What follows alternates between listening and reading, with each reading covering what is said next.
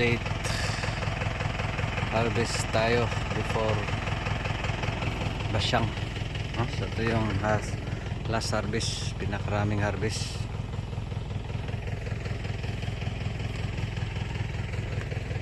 Pa doon. Estimated 2 tons. Yung pinakarami. Meron pa doon.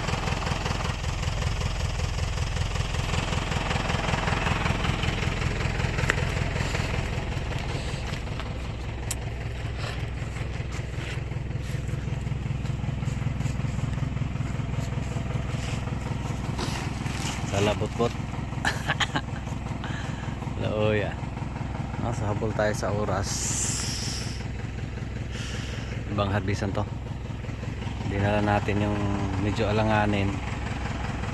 Kasi yun nga, may bagyo. Bukas. So harvest tayo today. Hindi pa schedule sana. Pero kailangan.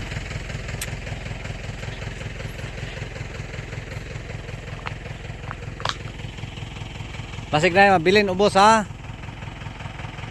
Patambalik ugma. Hindi na makilaw na.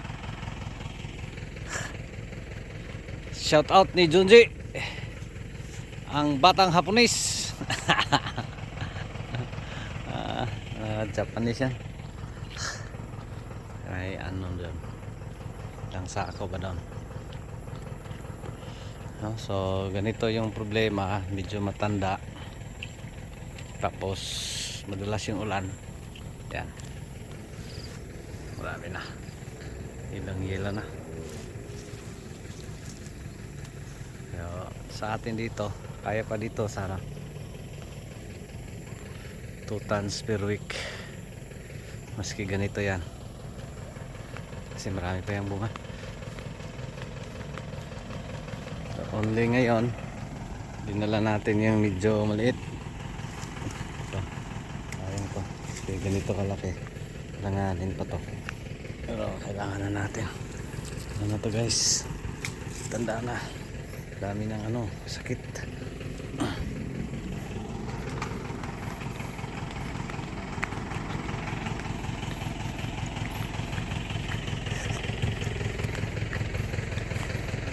Alright, bilhin dito.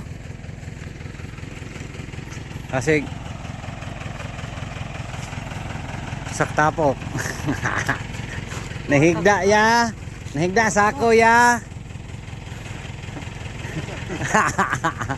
Oh, nandito, andyan o? Wala na, pantay ha.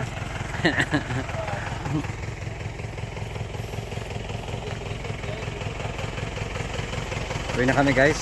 Time check. Malapit na alas 5. So again, nakaw harvest dahil sa bagyo.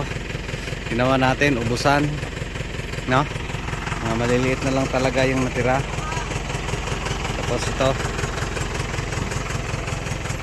yung pinakarami this time kasi harvest maski maliit. Kana tilgit to, saka na dahon babaw. Dahon babaw dayon trapal. Hello yan, Japanese. Hindi na lihok. Luya ni guys. 4 lang ni duty.